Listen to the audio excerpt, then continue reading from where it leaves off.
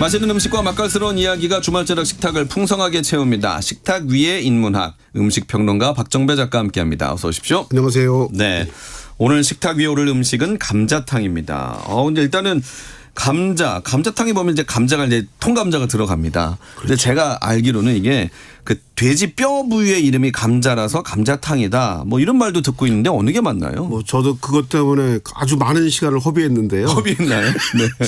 결론부터 얘기하면 그건 아닌 것 같고요. 네. 왜냐하면 그 돼지뼈에 감자라는 부위가 있다 이런 네. 얘기가 쭉 돌고 있는데 예. 사실은 뭐 표준어 사전에 봐도 그거는 존재하지 않습니다. 우리가. 아, 그래? 그 골 부위를 뭐 감자라고 예, 한다. 그거 하는 얘기인데 그거는 근거가 전혀 없는 얘기고요. 실제로 감자가 들어갔기 때문에 감자탕이 된 거라고 지금 저희는 거의 뭐 확언하고 있습니다. 보니까. 예. 그게 정설인가요? 맞습니다. 예.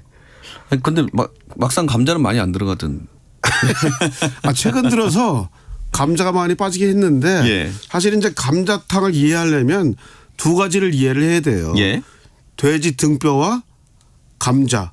예. 우리나라 감자는 재밌는 게 그 우리 서양에서 먹는 칩 있죠. 칩용. 얇게. 칩용 감자들은 되게 튀긴 거. 분질 감자라 그래가지고 예. 수분이 별로 없는 것들이거든요. 네. 근데 한국의 감자 문화는 숨이라는 품종이 있는데 그 숨이라는 품종은 수분이 많아요. 네. 이거의 장점은 뭐냐면 모양을 잘 유지시켜요. 보니까. 그래서 이 숨이라는 품종이 만들어내는 일종의 음식 문화의 일종이기도 하기 때문에 네. 한국만의 독특한 음식 문화가 형성이 돼 있는 거죠. 보니까. 예. 그러면 이게 사실은 뭐 돼지 등뼈 감자 우거지탕 뭐 이렇게 불러야 되는 거 아닌가라는 생각이 드는데요. 그 지금도 뼈해장국 뭐 뼈국이라고 많이 불러요. 보니까. 맞아요. 그게 뼈해장국. 맞는 얘기인데 사실은 1970년대 너무나 제가 많이 얘기했지만 분식장려 운동 이후에 사람들이 이제 감자를 어떤 그 쌀 대용으로 먹기 시작하면서 왜냐면 우리가 인간이라는 게 탄수화물을 먹어야 되는데 탄수화물이 가장 많은 것 중에 하나가 이 감자거든요. 네. 그래서 이게 들어가면서 대표가 된 거죠. 사실은 이런 거죠. 돼지 등뼈는 굉장히 좀 서민들이 먹던 음식이잖아요. 거기에 감자를 넣으니까 뭔가 좀 품위가 있어 보이는 거죠.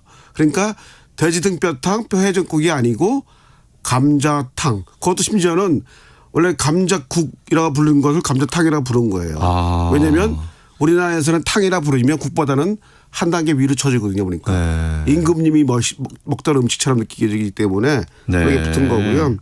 아시겠지만 이 감자라는 음식이 참 대단한 게 옛날에 이게 남미에서 이 유럽으로 먼저 가거든요.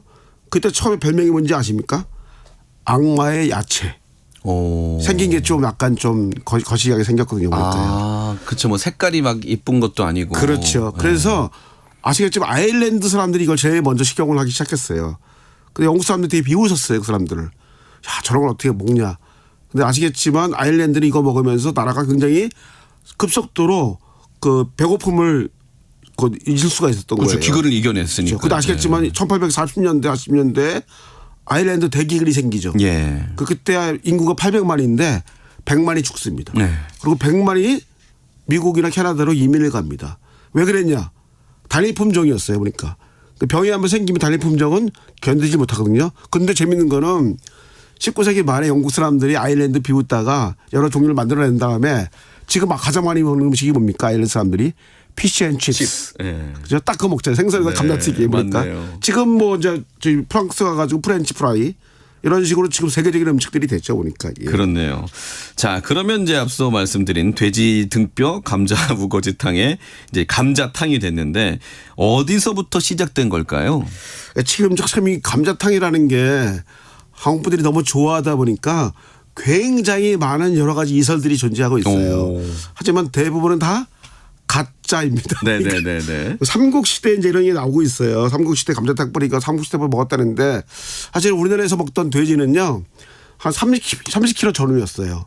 지금 우리가 먹는 돼지는 한 120kg 되거든요. 그러니까, 그러니까 등뼈 자체가 아주 조그맣니다. 그러니까 지금으로 따지면 우리 뭐 통닭 뼈 정도가 있는 거죠. 그러니까 등뼈를 먹는데 그거 가지고 감자탕을 먹기 너무 힘든 것들이죠. 그러니까 그것들은 좀 낭설일 것 같고요.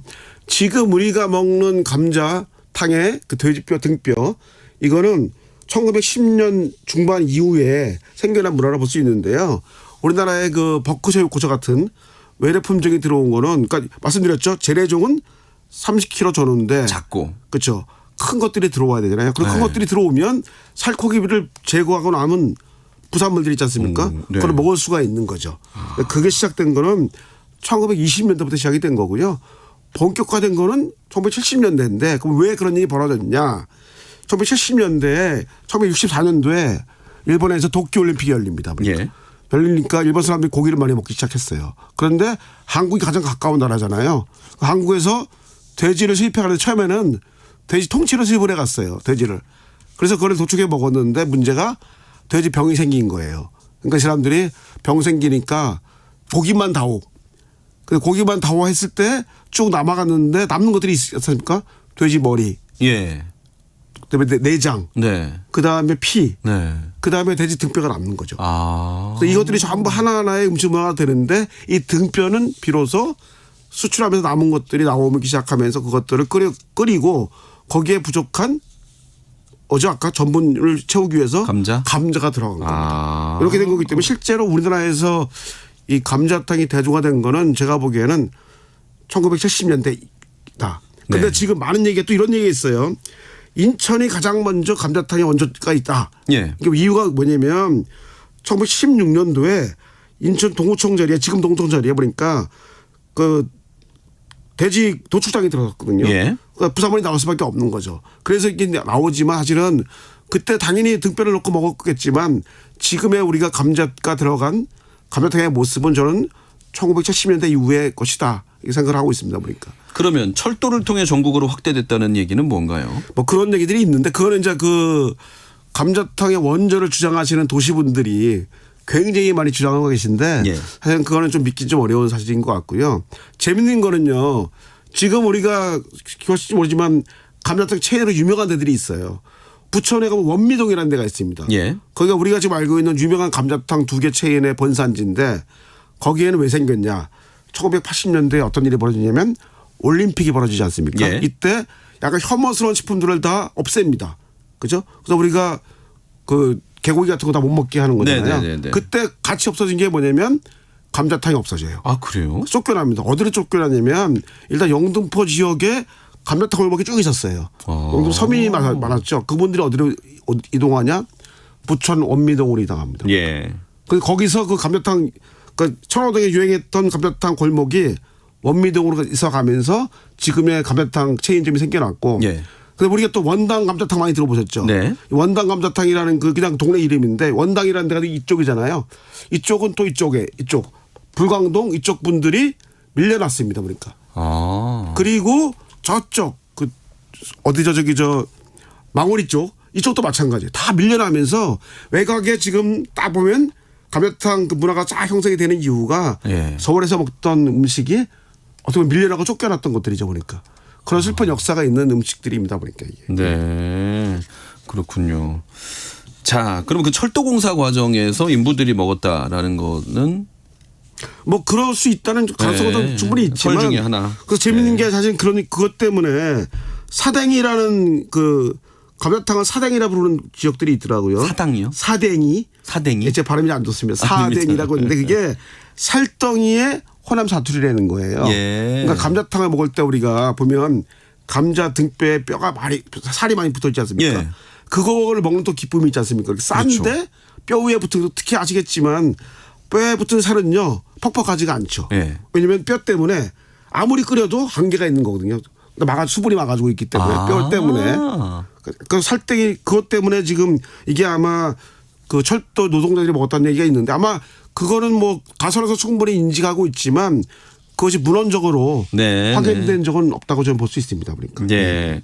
서울 이제 방금 이제 몇 군데 말씀하셨잖아요. 영등포에서 이제 부천으로 이어지고 또 고양시 원당으로도 가고 이렇게 말씀하셨는데 또 은평구 응암동의 감자국 거리도 빼놓을 수가 없어요. 아유, 대단했죠. 예. 근데 제가 이제 그때 대학을 다녔는데 그때는 통금이라는 게 있었습니다. 12시가 되면 4시까지 못 다녔거든요, 사람들이. 예. 그러면 그 4시간 동안 사람들이 뭘 하냐.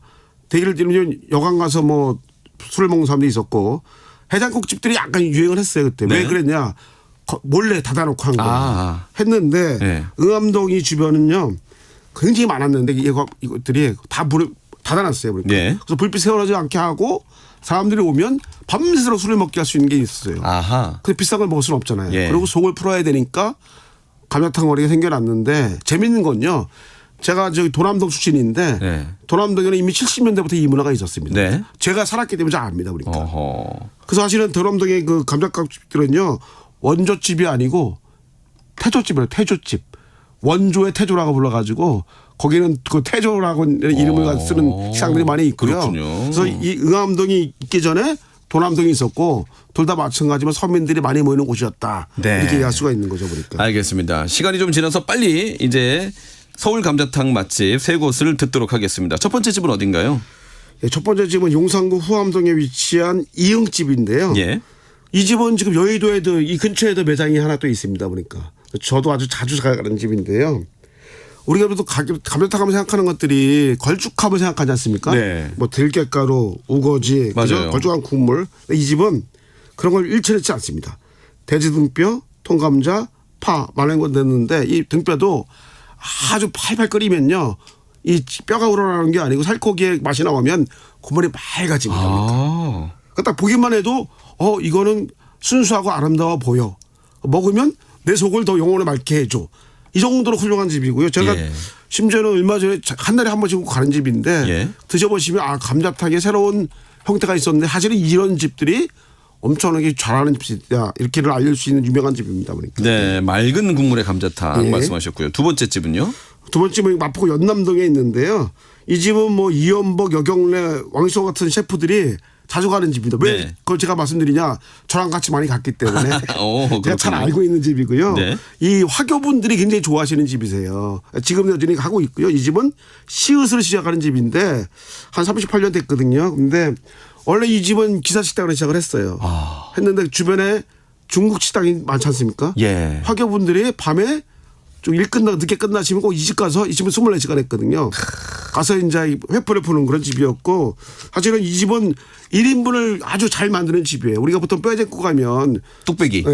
뚝배기로 나오는 게 아니고 3인분 4인분 먹어야 되는 것들이 있잖아요. 예. 뚝배기로 탁 나오는 집이에요. 보니까. 그렇죠. 아. 그리고 이 집에 정말 이 집은 중요한 게 뭐냐면 이분이 요리를 잘하세요. 반찬이든 국물이든 해장국이든 다 만드세요. 네. 그러니까 정말 이렇게 프로급의 솜씨로 만드는 음식이 어떨까 여기서 맛보시면 됩니다. 그러니까. 예.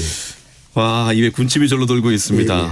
자, 그럼 이제 서울 감자탕 맛집 세 번째는 어딘가요? 마포 망원동에 있는 집인데 옛날부터 개업을 했는데 지금도 영업을 하는 집이고요. 예. 이응으로 시작하는 집입니다. 이 집은 뭐 사실은 너무 유명해서 다 아는 집인데 이 집도 이제 마찬가지예요. 이 집은요 담백하고 맑은 집입니다. 이 집도. 근데 이 그래요? 집은 가장 특징이 뭐냐 뼈에 살이 잔뜩 붙어 있는데 싹 들면 수르륵 빠지는군요. 분리가 됩니다. 그러니까. 사실 우리가 감자탕 먹을 때 가장 힘들었던 것 중에 하나가 뼈 발라내는 게 힘들잖아요. 그러니까 저같이 게으른 사람들은 너무 힘들거든요. 이 집은 그냥 들리면 빠지니까. 우와. 그 살이 너무너무 부드럽고 좋은 거죠. 그러니까. 사실 지금은 가도 지금 옛날 분위기를 가지고 있지만 반만큼은 옛날 그대로 쫙 이어오는 집. 네. 그래서 저는 이 집은 아까 제일 처음에 말씀드린 그 집하고 정말 대조가 되는 집인데 두 군데 가시면 맑은 감자탕은 이렇게 먹는 거구나를 알 수 있는 집입니다. 그러니까. 예. 알겠습니다. 자, 오늘 서울 감자탕에 대한 이야기를 들어봤습니다. 식탁 개인 문학 박정배 음식평론가였습니다. 고맙습니다. 감사합니다.